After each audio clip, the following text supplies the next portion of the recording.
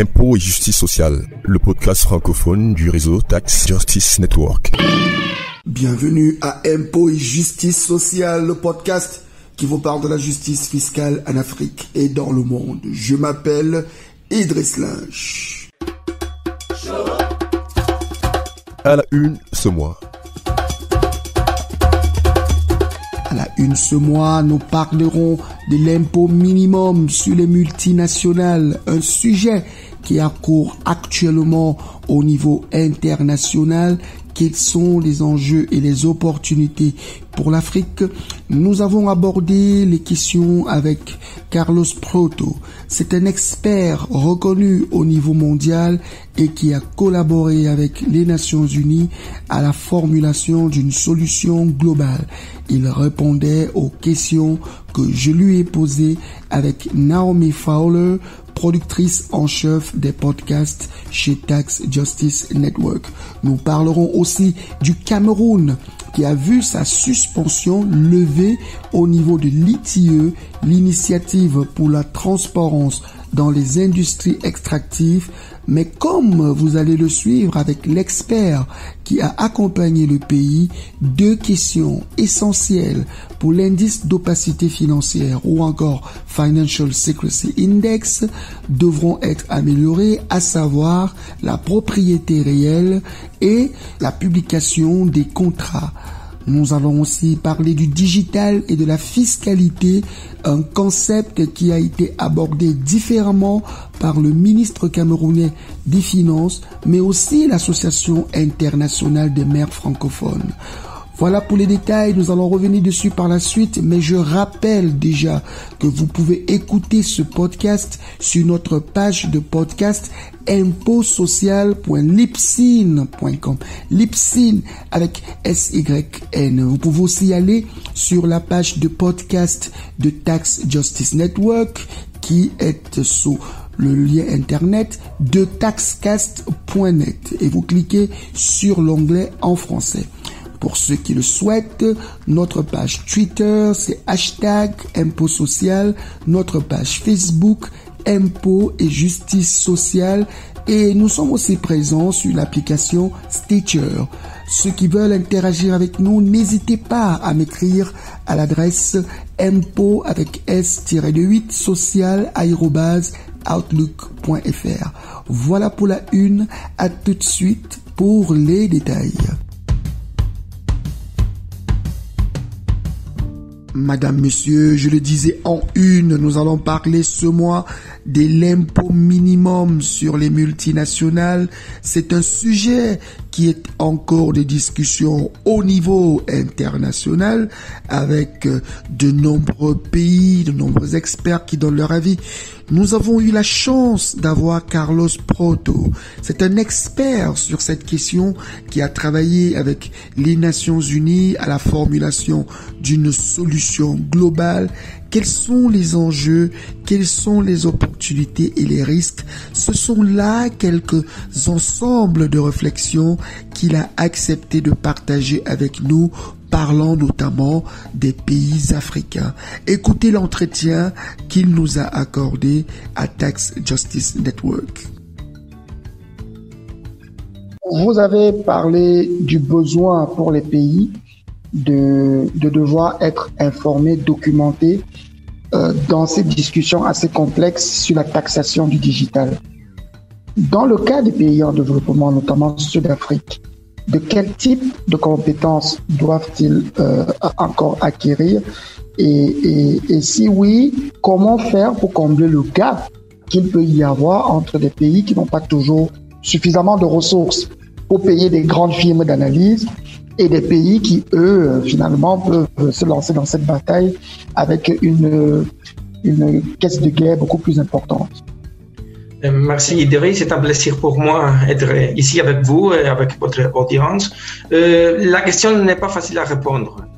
En premier lieu, on peut dire il faut prendre une décision politique de redistribuer les ressources que les gouvernements déjà ont pour les assigner à cette discussion.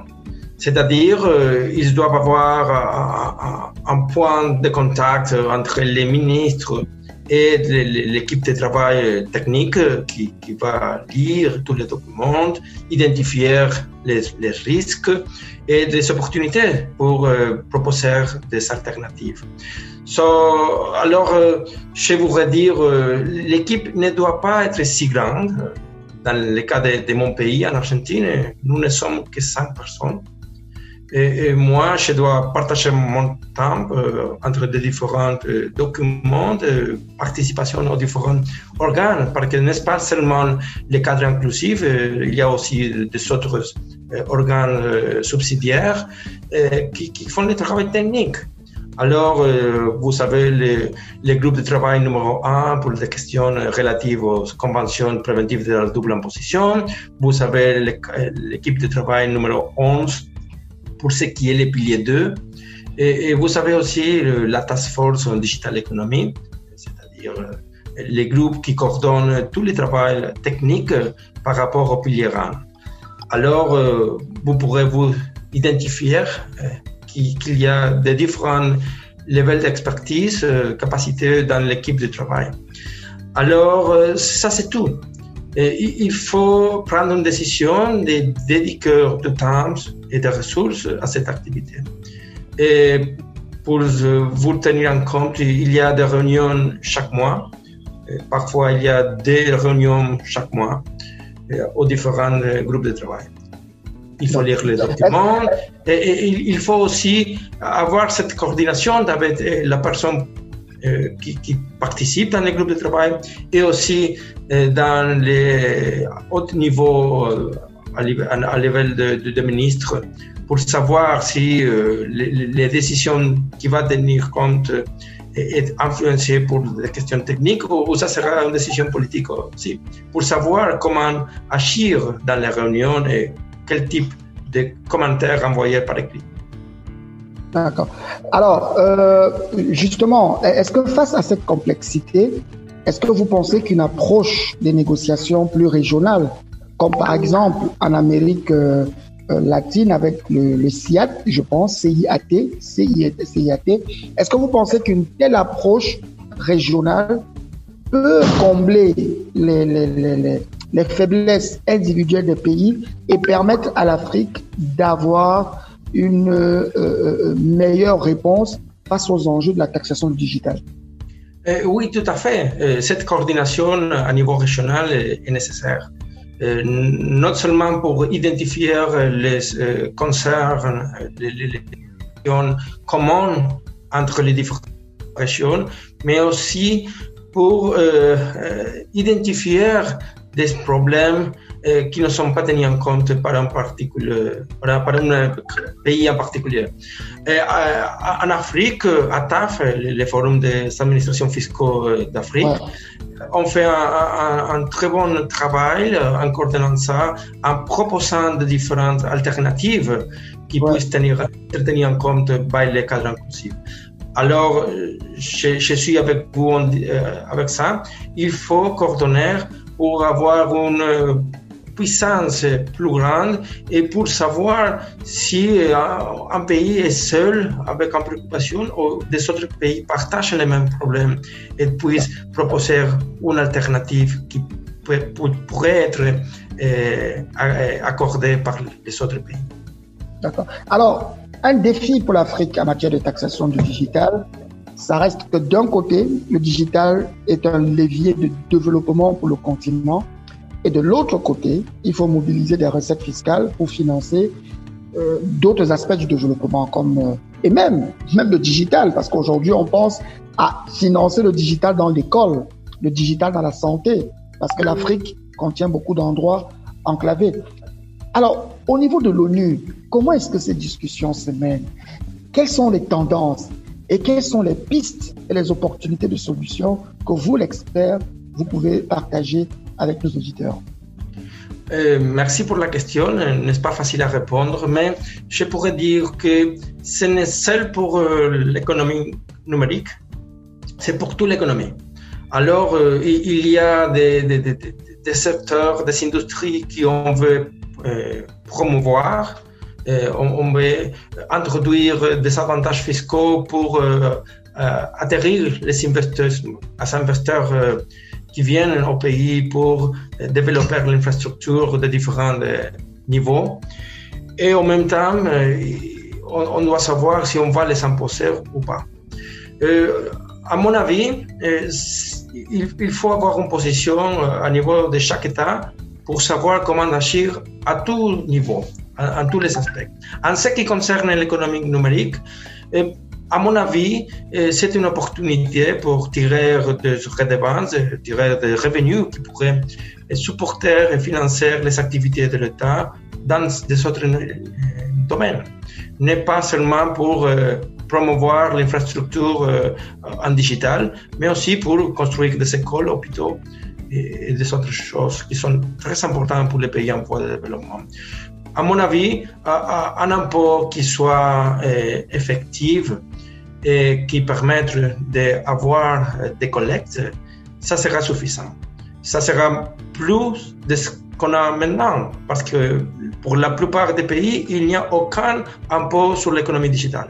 Alors, si on peut accorder une solution globale qui mène des revenus au pays en voie de développement, ça sera bien. Et en même temps, on pourra promouvoir les activités d'investissement qui puissent développer notre pays d'une manière plus équitable pour tout le monde. D'accord, on va sortir avec cette question.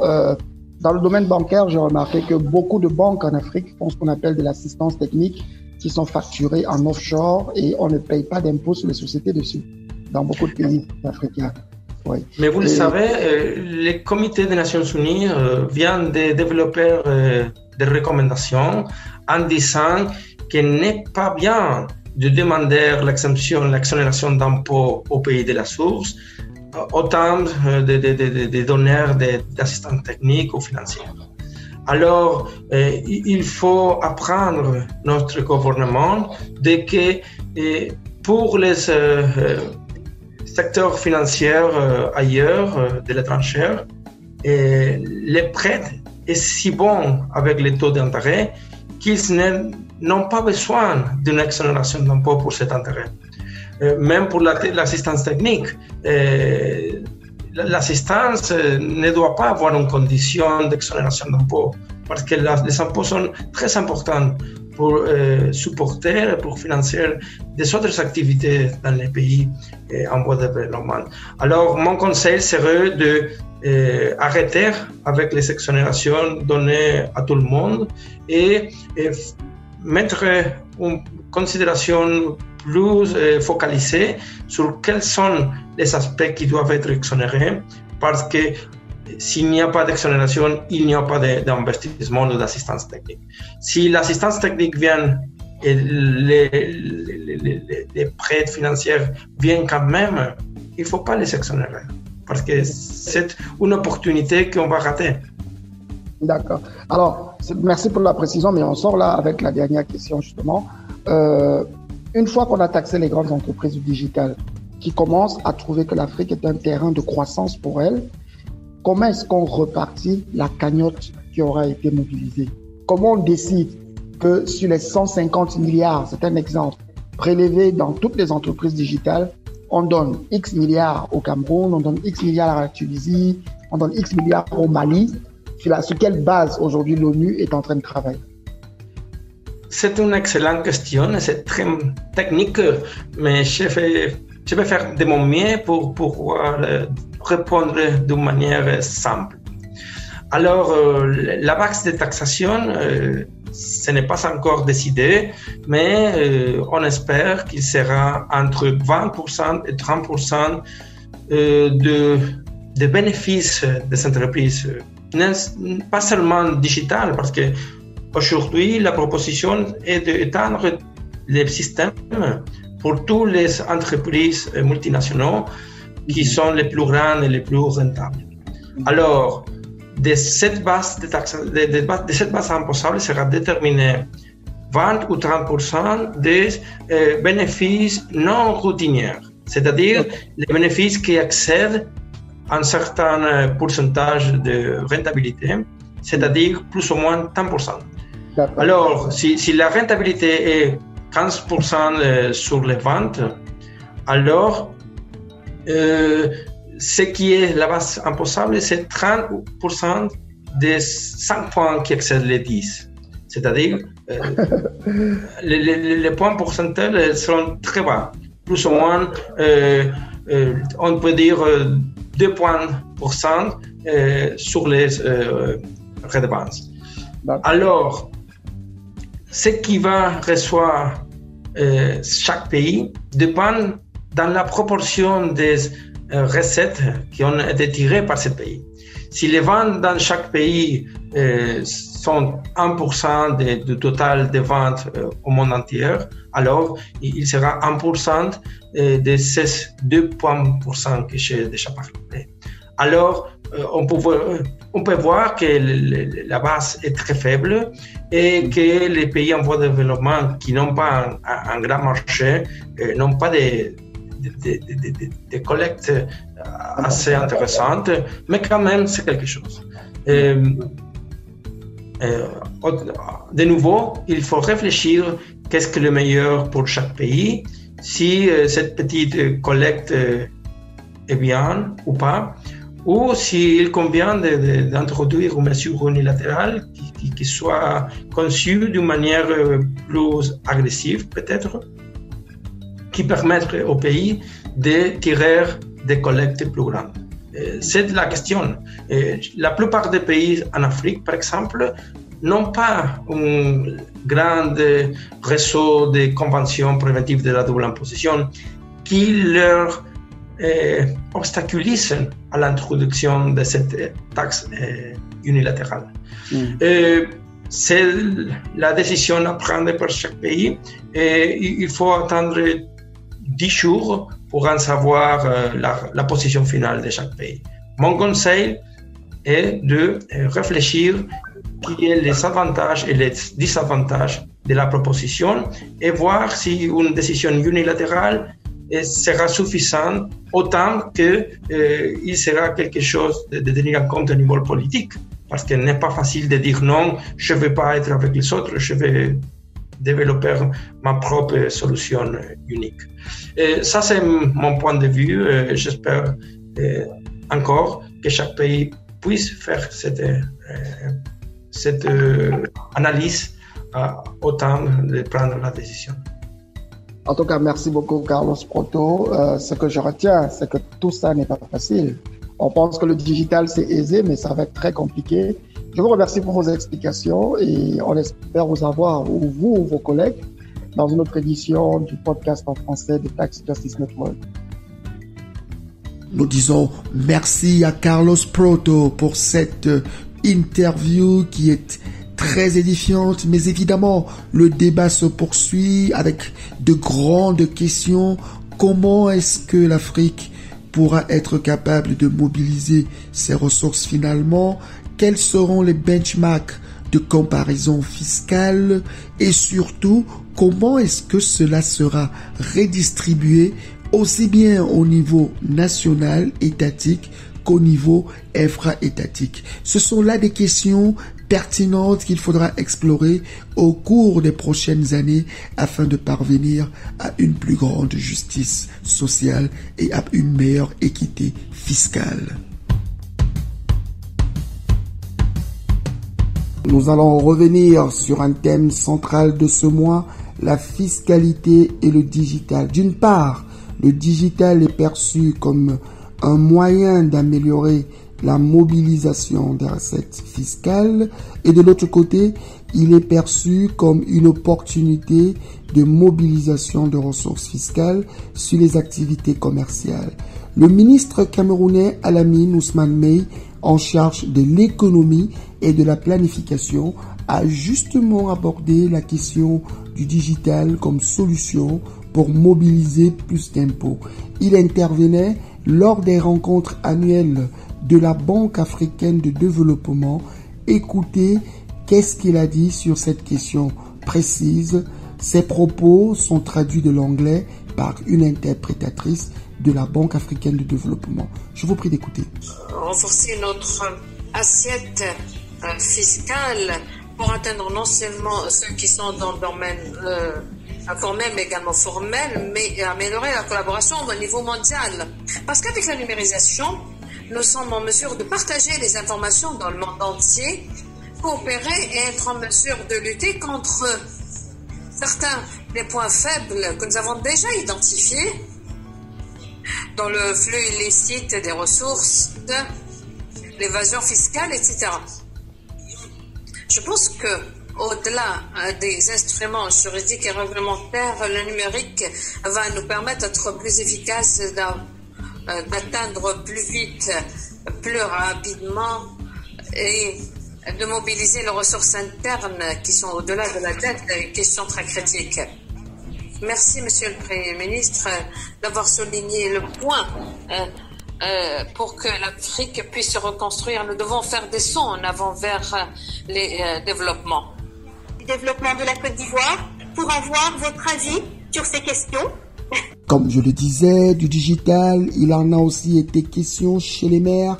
L'Association internationale des maires francophones s'est réunie à Yaoundé pour discuter de comment est-ce que les communes locales pourraient tirer un avantage fiscal des activités commerciales via le digital. L'exemple des services de logement et des services de mobilité a été partagé afin de réfléchir sur ce problème.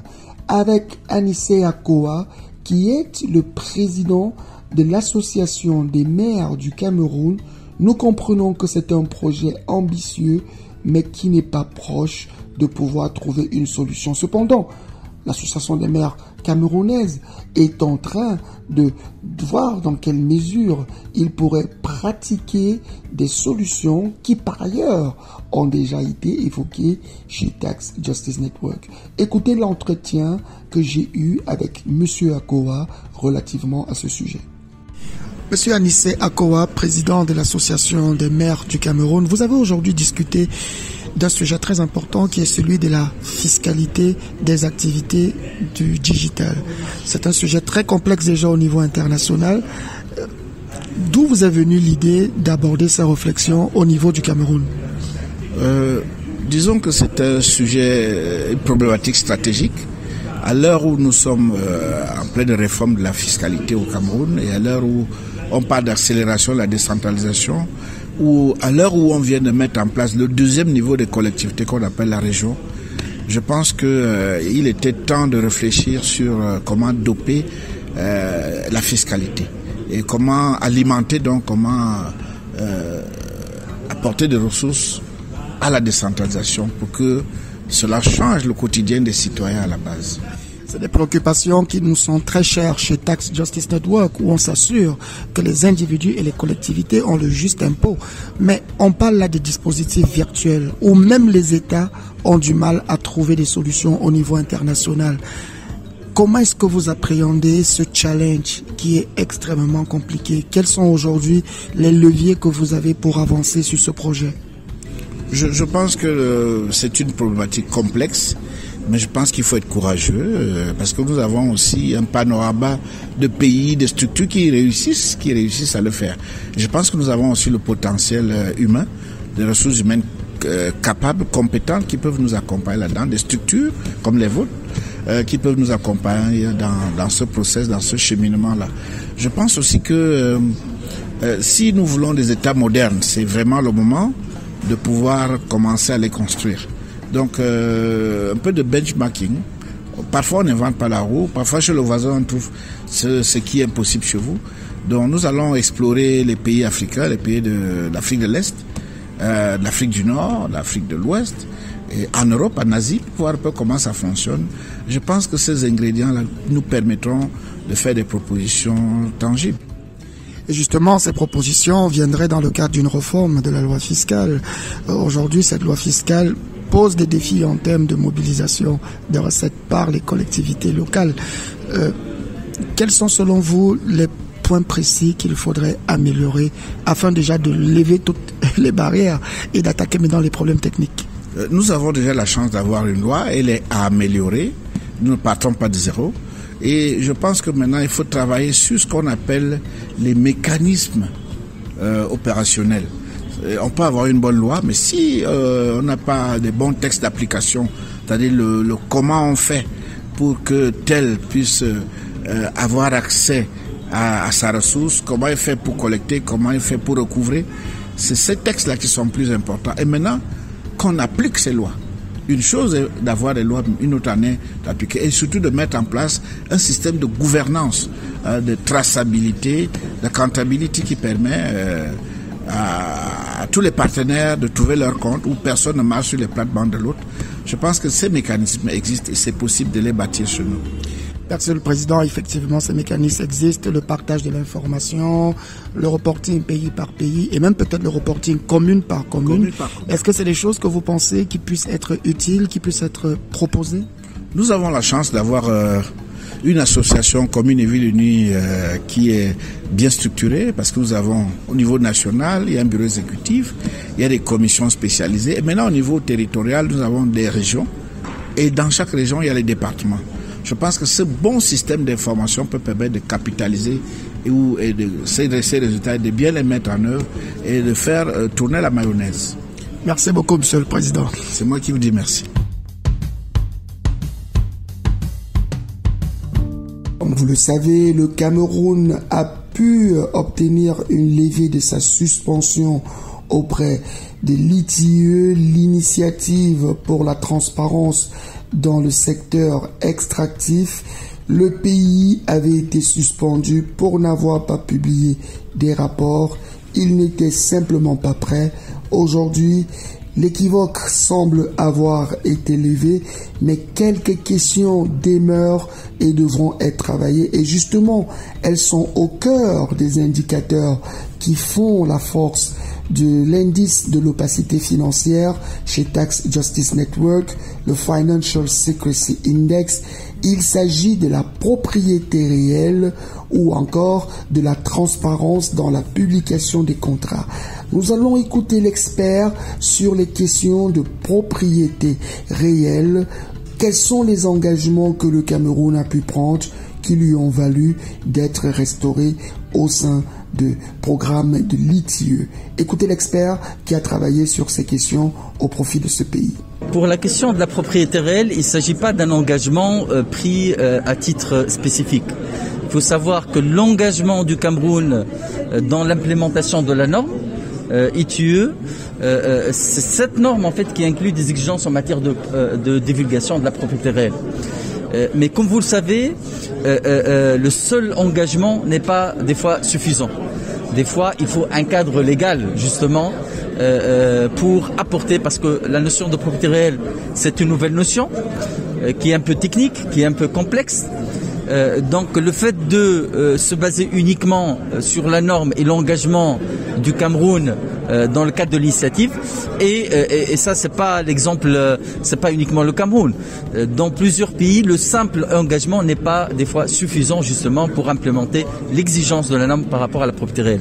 C'est pour cette raison que parmi les recommandations effectivement donc du rapport, que ce soit 2018 ou même des rapports précédents, puisque l'année dernière il y a eu même un atelier national sur la propriété réelle, c'est justement de penser à mettre en place un cadre juridique sur la propriété réelle qui permet d'harmoniser la définition, mais aussi donc de penser et de réfléchir quels sont les usages qu'on peut faire donc des informations sur la propriété réelle, que ce soit dans le cadre de la transparence et la bonne gouvernance du secteur, mais aussi dans le cadre de la mobilisation donc des recettes et dans le cadre de la lutte contre la corruption, le blanchiment d'argent, les conflits d'intérêts. Nous parlons aussi de publication des contrats. Il y a une loi sur la transparence qui est considérée comme un socle qui puisse permettre que le Cameroun publie les contrats. D'ailleurs, c'est écrit formellement dans les textes de la loi.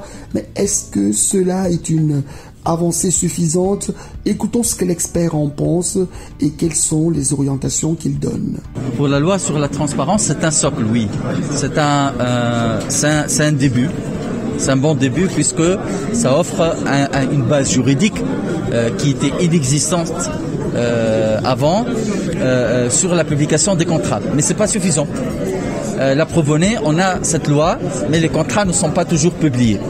Donc là, effectivement, c'est au comité étude de jouer son rôle, parce que la principale problématique qui est soulevée maintenant par les intervenants en ce qui concerne la publication de contrats, c'est l'absence d'un texte d'application pour cette loi.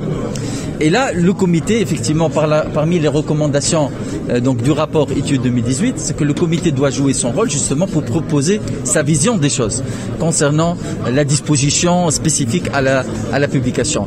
Comment la publication va être faite, quels sont les supports de divulgation, quelles sont les données qui doivent être rendues publiques. Donc c'est un débat à mener au niveau du comité, et ce comité justement de proposer au gouvernement la vision par rapport aux exigences aussi donc de la norme ITIE, par rapport au texte d'application donc de cette loi.